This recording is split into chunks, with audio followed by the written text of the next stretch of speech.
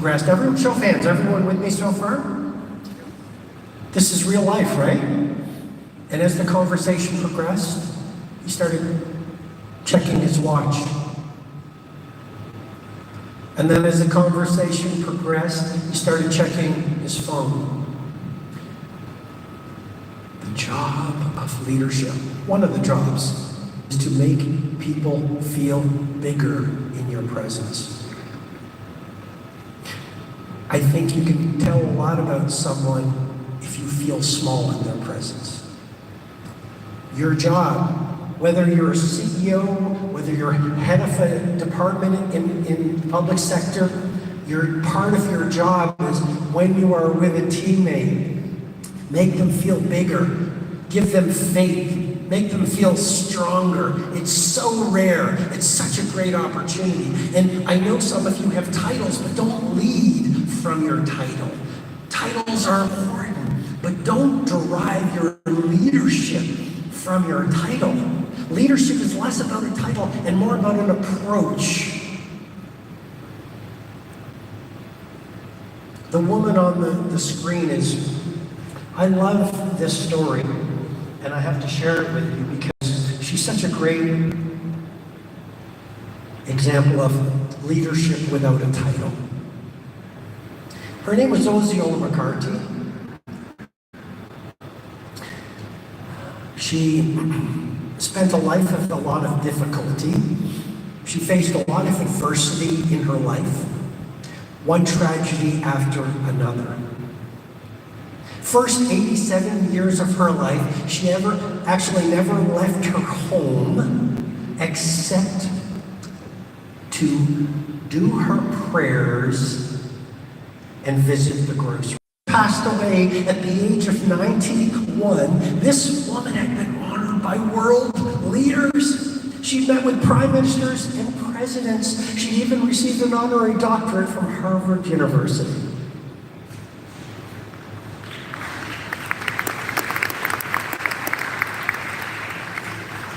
So who was this woman? Who was this woman? How could she receive so much acclaim? Well, here's her backstory. Ever since she was a young woman, she would take the coins that she would make washing other people's dirty laundry. And she'd go down to her local bank and she'd make these daily, seemingly insignificant contributions. Just like you, as you go through your day, you have an opportunity to make little contributions. But those little contributions stack into big gains over time. Because let's say this together. It's one of my favorite ideas that I love teaching. Small, daily, seemingly insignificant contributions, when done consistently over time, lead to stunning results.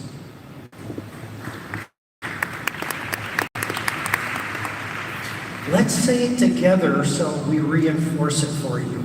Small, everyone, small, daily, come on, with energy, seemingly insignificant. I'm gonna have to come back next year to Sharjah.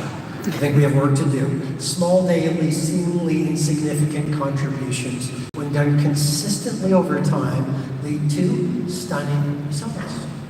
And so this woman would go down to her local bank and make these small, daily, seemingly insignificant contributions, little deposits over time. And one day she walked into her bank and she was 87 years old. And she walks into the bank and she looks at the person on the other side of the counter and he says, "Osceola, how are you today?" And she said, "I'm fine." And he said, "Osceola, do you have any idea how much money you have accumulated as a result of these small, daily, seemingly insignificant contributions you've been making every day?" And she said, "No, why don't you tell me?" And he said, "Osceola, you have accumulated $250,000.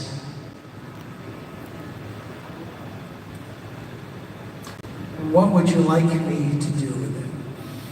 Well, she was a simple woman and she did not know how much money that was. So the man behind the counter got an idea. He put 10 coins in front of her and he said, "Osceola, these 10 coins represent your money. Please tell me what you would like me to do with it. She pointed to the first coin and she said, I'd like you to give that to my faith. She pointed to the next 3 coins and said, I want you to give these to my nieces and my nephews and my cousins because I love them so much.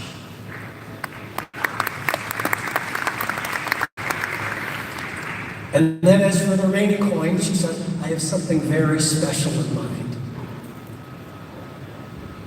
1 month later, the local university in Osceola McCarthy's hometown received a check from her for $150,000 with a handwritten note attached to it that said, I would like you to set up a scholarship for poor African American students who still know how to dream, who dream of being leaders, astronauts, poets, philosophers in a world that has forgotten how to dream.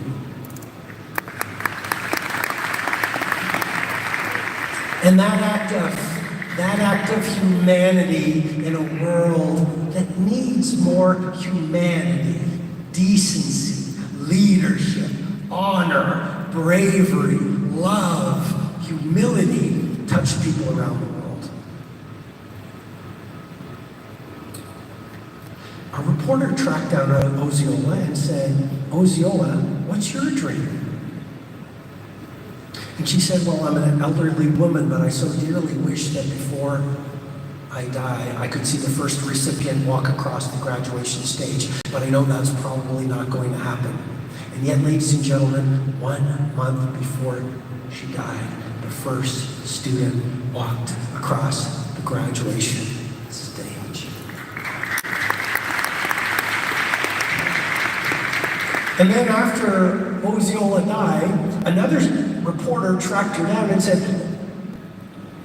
I'm looking for the benefactor. They found the person who got the scholarship, and they asked a question. Do you have a comment? Osceola has died. Do you have anything to say? And I've never forgotten what the student who received the scholarship said.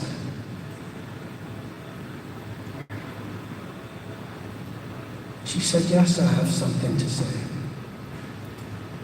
Heaven couldn't have gotten a better angel. She was an inspiration. She was a blessing. And she was a treasure to the entire earth.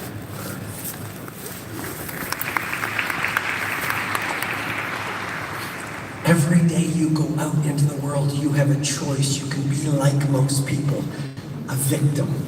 Have you seen that in the world? Lots of victims. The war, pardon me? Everywhere. Someone said, who said that? Everywhere. We don't get from life what we want. We get from life what we earn. Life has a very fair accounting system. But we live in a world right now where it's world, give it to me. World, help me. I saw an entrepreneur running a restaurant a few years ago. It's like, I wish the government would do more to help. And I would say to that entrepreneur, in business, you've got to help yourself too. So, now we also have to have fun along the way. One of my favorite overheads here, he says, we're looking for an aggressive, persistent salesperson, like, for example, the one who sold you that suit. Okay, just to make sure your energy is high, I want you to look at someone next to you, and here's what I want you to say. Everyone says your IQ is very high. Could I please shake your hand? Just do that for a second, please.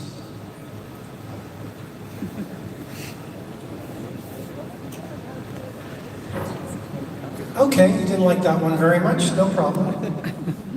I want you to look at someone on the other side of you and say, I'm looking good, I'm feeling good. Do you think I should go to Bollywood? Just do that.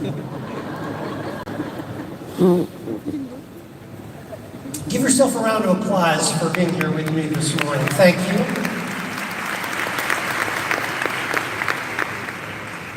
First lesson, the world is an echo chamber of yourself. What does that mean? The world is an echo chamber. Well, one night there was a father, and the father had a little boy. How many parents? Let's get to know each other even more. How many parents are in the room here? Wonderful. And how many of you, by a show of hands, were once children yourselves? You've got a great laugh. One night there was a father, and he had a little boy, and the little boy wanted to play with his father, but the father was too busy reading a newspaper. And the little boy said, "Dad, let's play, let's have some fun." But the little boy, the father wanted to read the newspaper. He was just too busy being an adult. And then the father got an idea.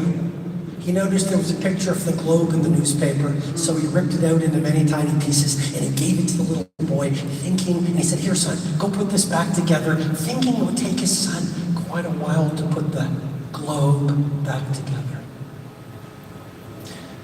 But children come to us more highly evolved than adults to teach us the lessons we need to learn. And after only a minute, the little boy came back, and the globe was perfectly back together. Father couldn't believe it. He said, "Son, how did you do that?" The little boy said, "Dad, on the other side of the globe there was a person. And Daddy, once I got the person together, the world was okay."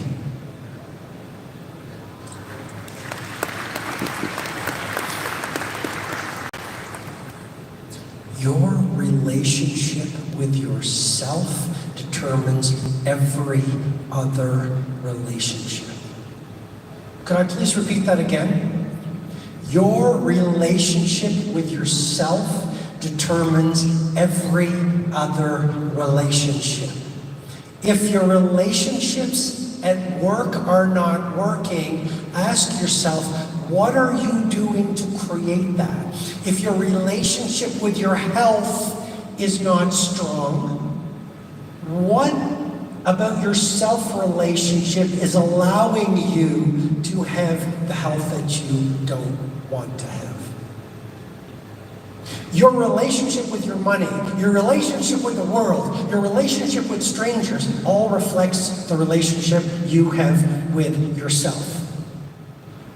See, in leadership, we're often focused on strategy, building a great team, delivering great services. Of course, that's very important. But I'm going to look at you with great love and respect here today and say, how much time do you spend while the world is asleep developing yourself?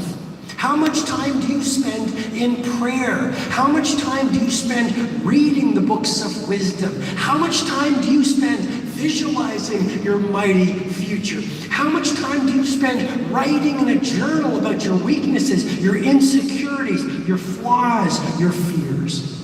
My life changed when I stood in Nelson Mandela's prison cell about 6 years ago. I took the ferry from Cape Town to Robben Island. I met the guide.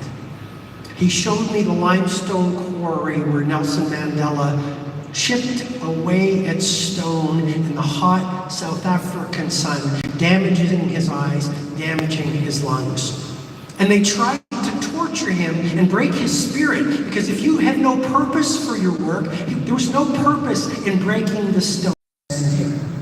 And then I saw the showers where he would shower while young jailers would laugh at him as an elderly man taking a shower naked. And then the guide walked me to his prison cell, and his prison cell where he spent 18 years of 27 years of total confinement was so incredibly small.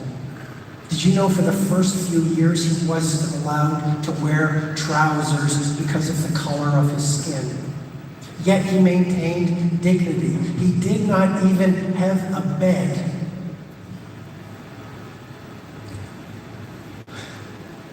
But my friends, in those 18 years, he could have become bitter. He could have become angry. He could have hated his enemies. And yet when he emerged in 1991 and and became the president of South Africa, he actually invited the lawyer who sought the death penalty for dinner. And he actually invited the jailer who kept him in prison to sit in the front row of his inauguration as president of South Africa. And he was asked, why would you possibly do what you did? And he said, because if I didn't, I'd still be in prison.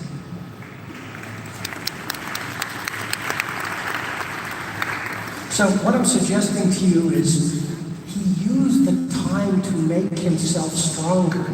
Your world reflects who you are. So some ideas to build a stronger inner life. Show of hands, would that be helpful to help you build a strong inner life? Okay. First one, walk the faith desert. Walk the faith desert. You have to believe. How many people in this room have a vision for your life? Show of hands.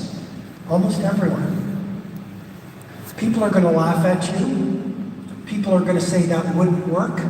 People are going to discount your idea for work, for innovation. How many people want to get healthier? Show of hands. Have a vision for that? How many have a vision for more love in your family life? Show of hands. How many of you honestly have a vision for what you want your life to stand for and the impact you want to have before you die? You've got to protect that vision.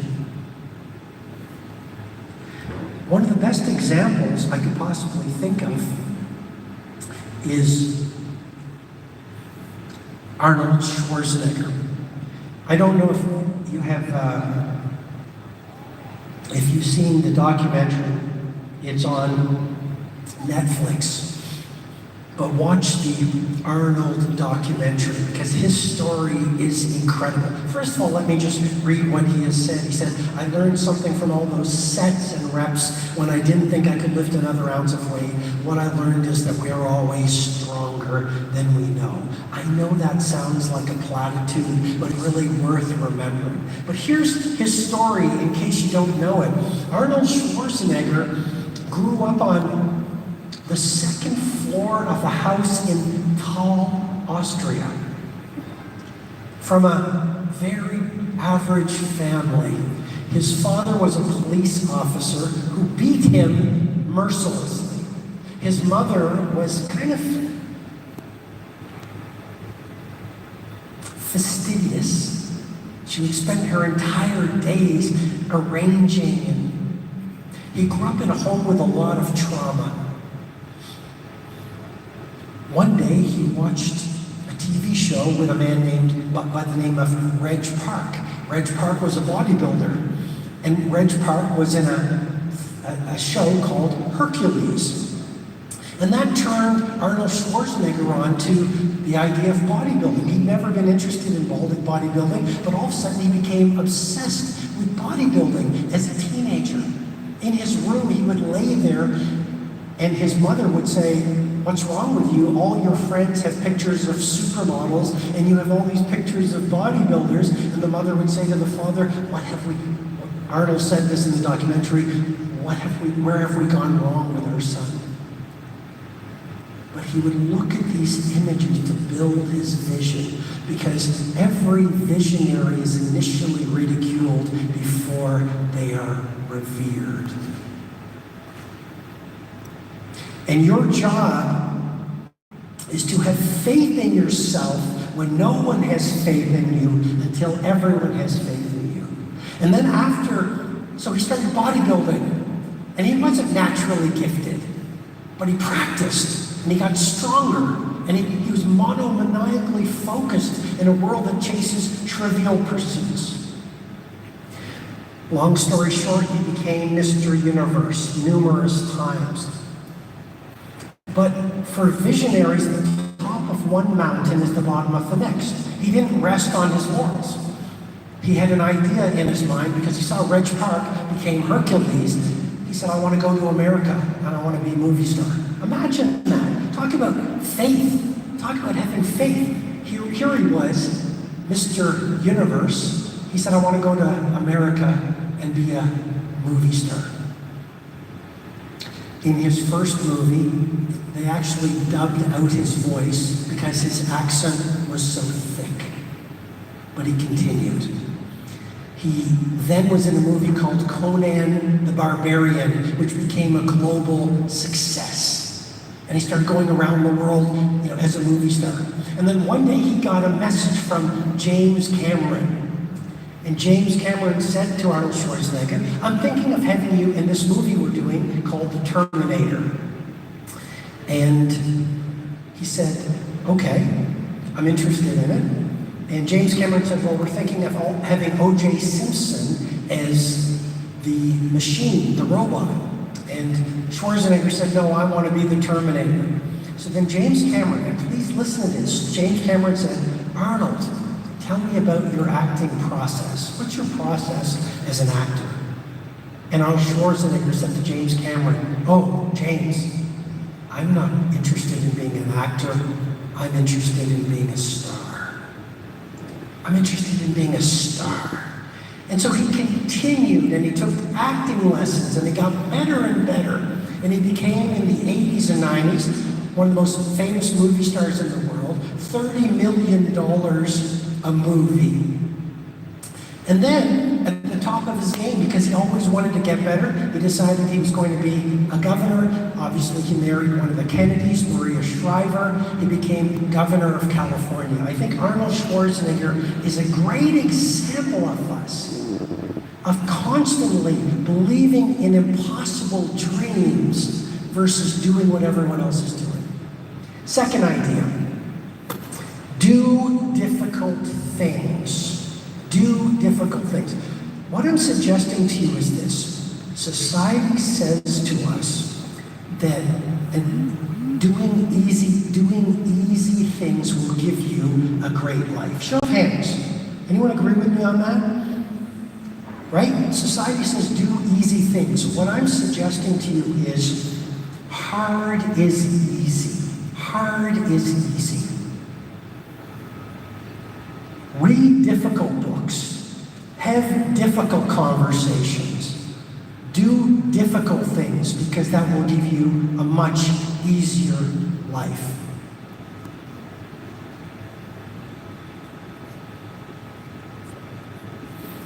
Success lies in the consistent doing of difficult things. Last year, around this time, I was in Egypt, and I went to the Great Pyramid of Giza. Well, you talk about doing something difficult. I don't know if you know this, but for 3,000 years, the Great Pyramid of Giza was the highest human handmade structure in the world for 3,000 years, until 1887 when the Eiffel Tower was created.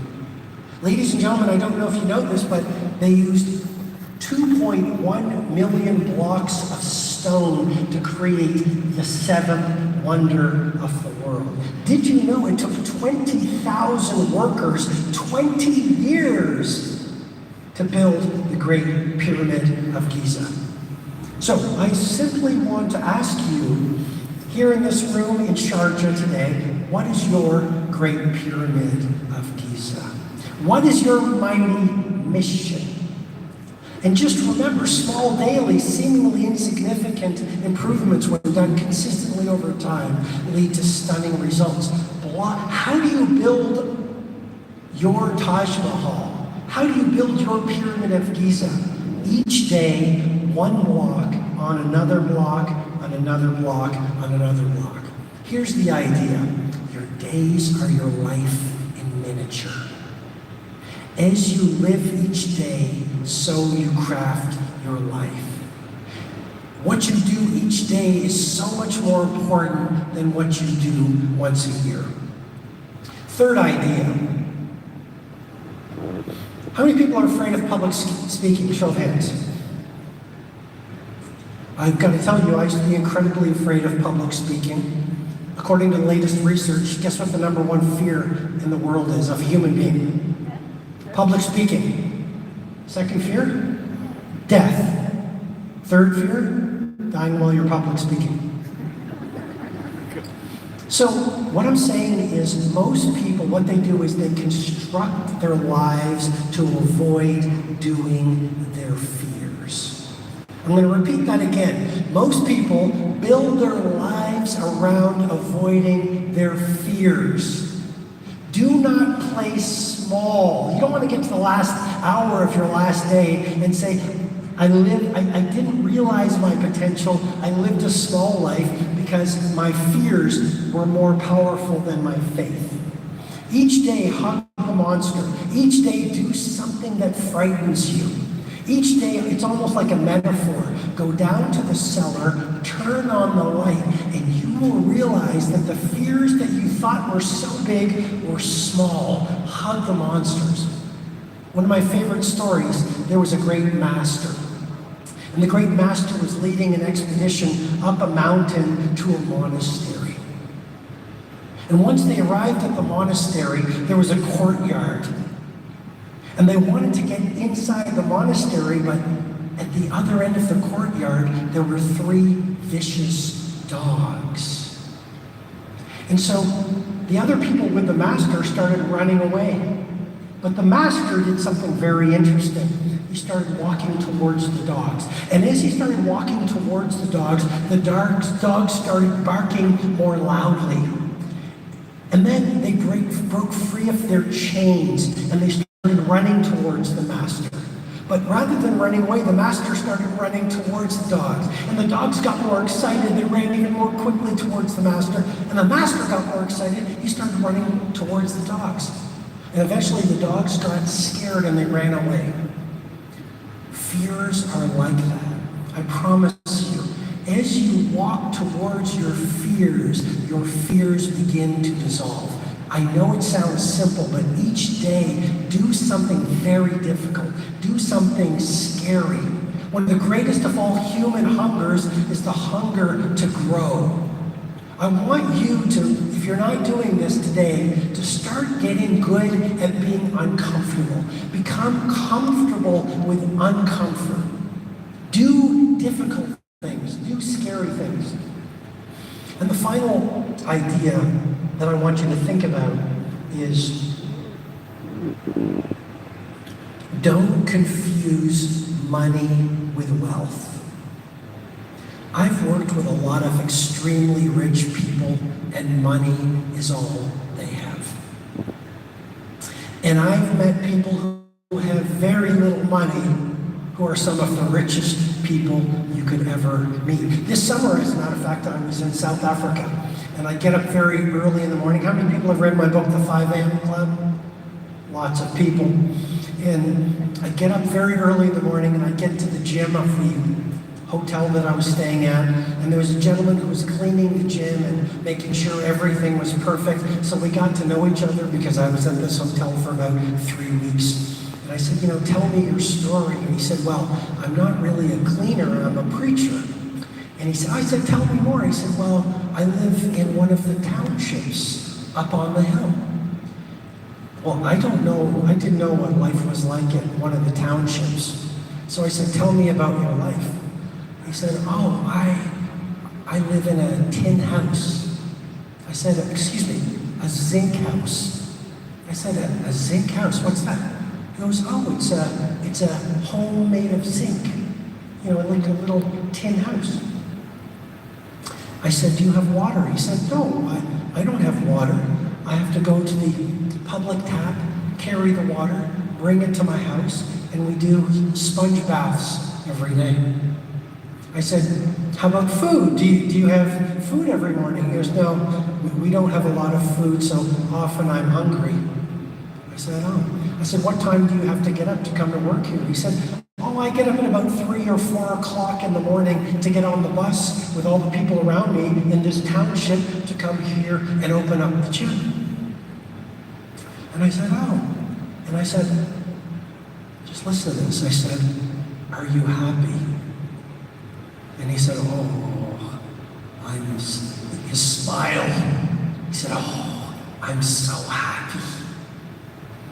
Now in my mind, how could you be happy? I said, why are you happy? He said, well, you know, I've seen a lot of death and dead people in my life. And I have life. And so I'm so happy. I'm so happy.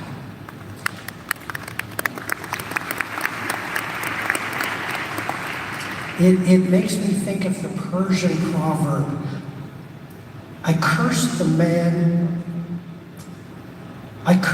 fact I had no shoes until I saw the man who had no feet.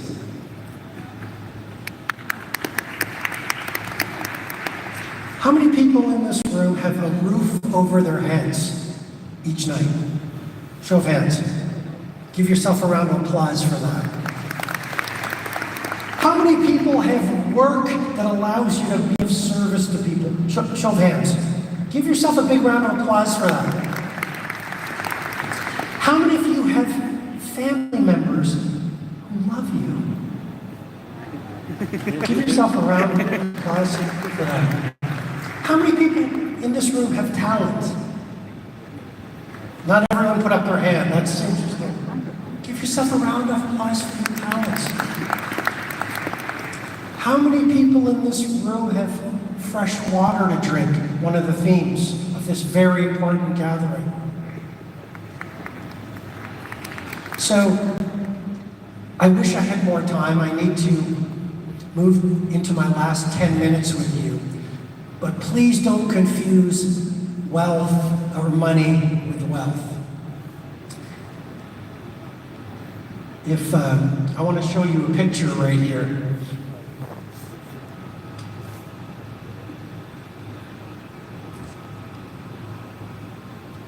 This was 2 weeks ago. I was very privileged and blessed because I got to celebrate a very special birthday with my mother in London. And, you know, my partner, Elle, her grandma turned 90 a number of years ago.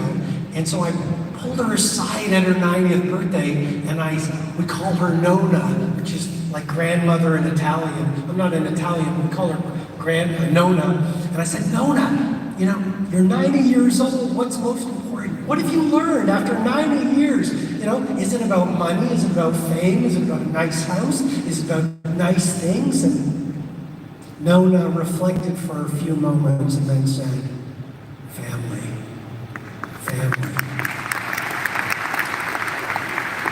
When I turned 50, I started reading obituaries. And I've read hundreds and hundreds of obituaries.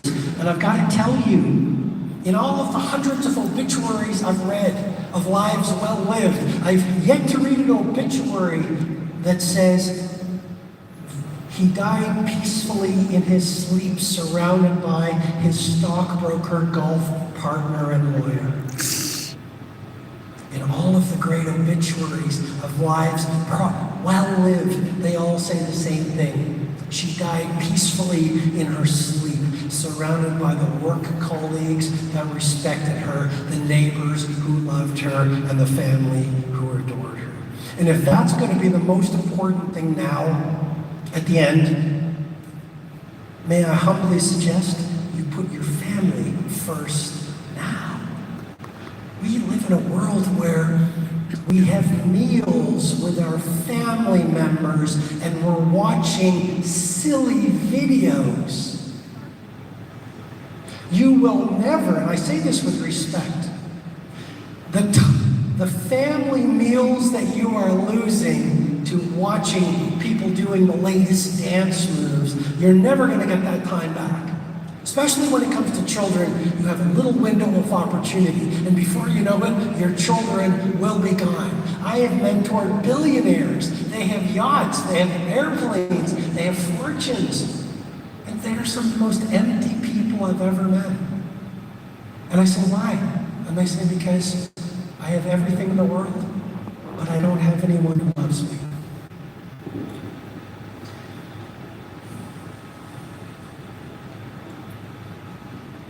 Well, let me finish up with another lesson or two.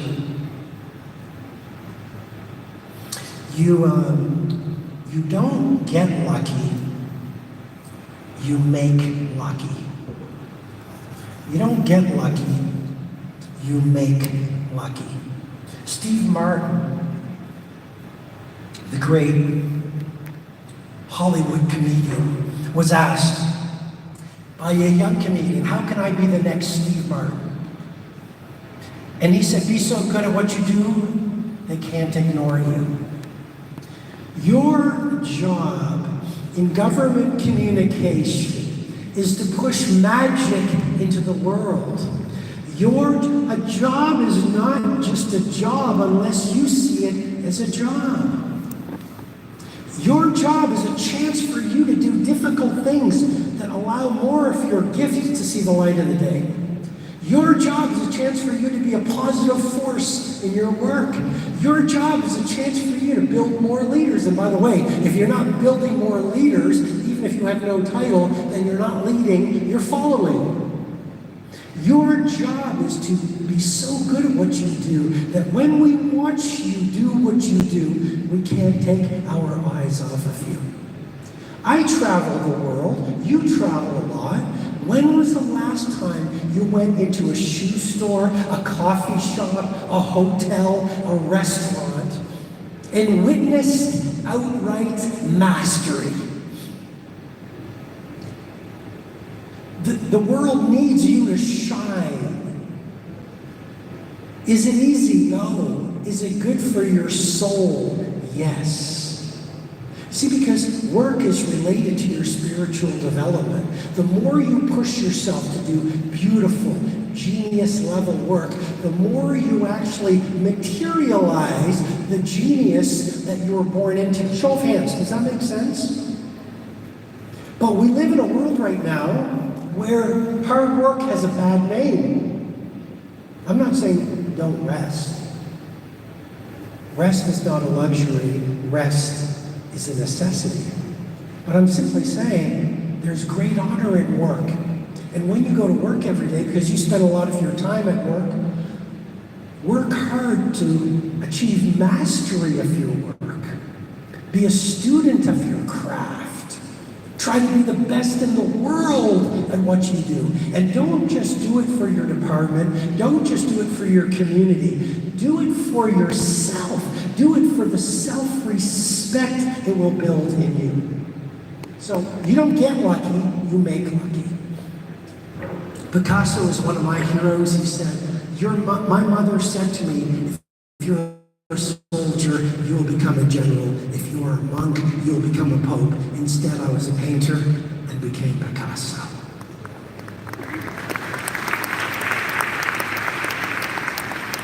And we live in a world that wants mastery right now. We want everything instant. TikTok quickly, right? TikTok quickly.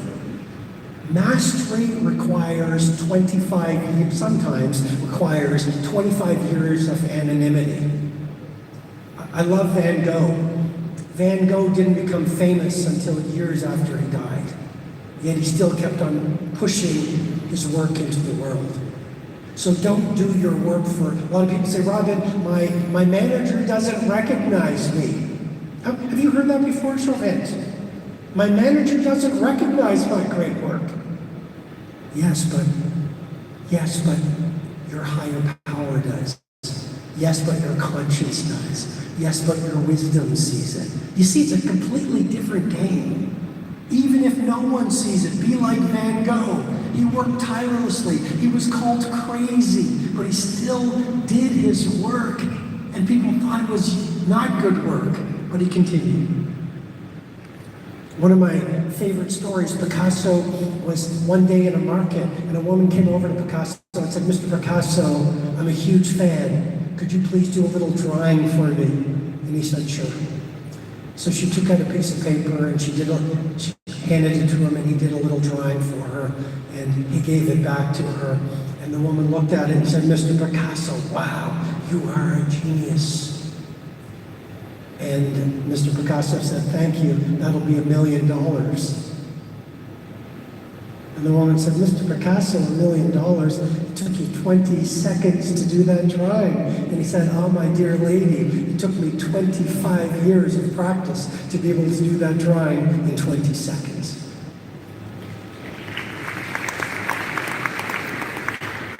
Oh, a big one. Be not a cyber zombie. I did some research last night. According to Statistica, guess how many hours we spend online every single day?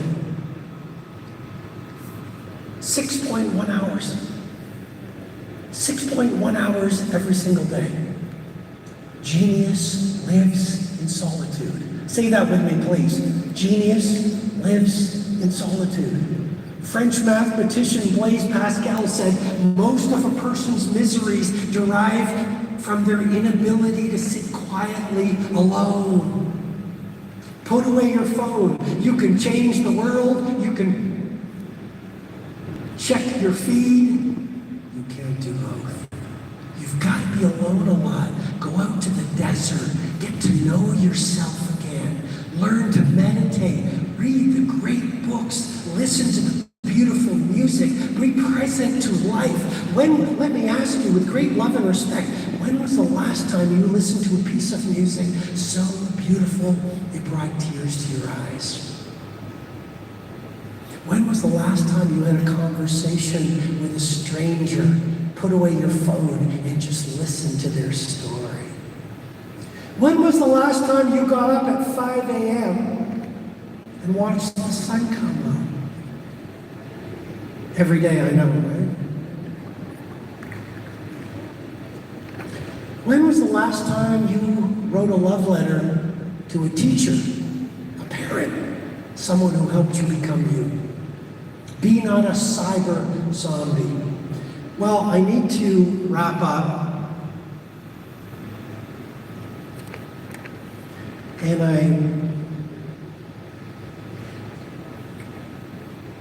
I'd like to offer you a final story.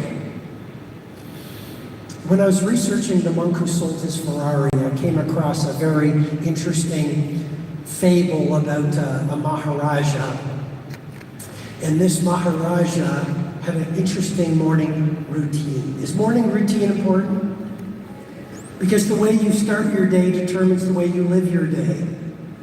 So win the battle of the bed. Put mind over mattress. Make sure you're up early. Taking time for yourself. I call it the victory hour. 1 hour while the rest of the world is asleep, where you're architecting your vision. You're writing in a journal. You're doing your prayers. You're meditating. You're affirming. You're reading the great autobiographies. And then you walk out into the world and you're different. You're less reactive. You're braver. You're more excellent. You're more loving. So this Maharaja would get up every morning and he would actually recreate his own funeral, complete with music and flowers. And all the while he would be chanting, I have lived fully, I have lived fully, I have lived fully. And he did it every morning, because consistency is the mother of mastery. It's not what you do once a year that's important, it's what you do every day. I asked my dad, I said, Dad, why would this man celebrate his own funeral? And my dad said, Robin, it's easy. This man is reminding himself that every day could be his last. This man is connecting to his mortality to remind him to live to the point. Even the longest life is a very short ride. George Bernard Shaw was asked on his deathbed, what would you do if you could live your life over again? And he replied, I'd like to be the person I could have been, but never was. I am here to tell you, it's been an honor to be here with you in Sharjah at this very important forum. And I'm here to remind you, with great respect, it's never too late to be the person you know in your heart you've always wanted to be. But the time is now. The Chinese say the best time to plant a tree was 20 years ago. The second best time is today. And so I wish you great lives. I wish you great success. And most importantly, I wish you great leadership. And I'll leave you with this quote that my dad used to say to me when I was growing up. He said, Robin, when you were born, you cried while the world rejoiced. Son, live your life in such a way that when you die, the world cries while you rejoice. Shukran. Thank you so much. Thank you. Thank you.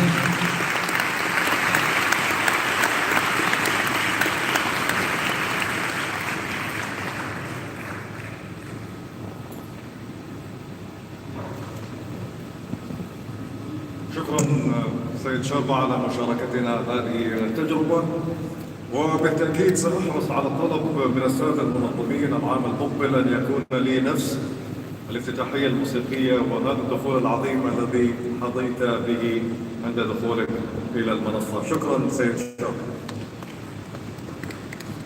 فتح التطور غير المحدود في التقنيات الحديثة فرصا جديدة أمام المحرومين من فرص الوصول إلى التعليم عالي الجودة.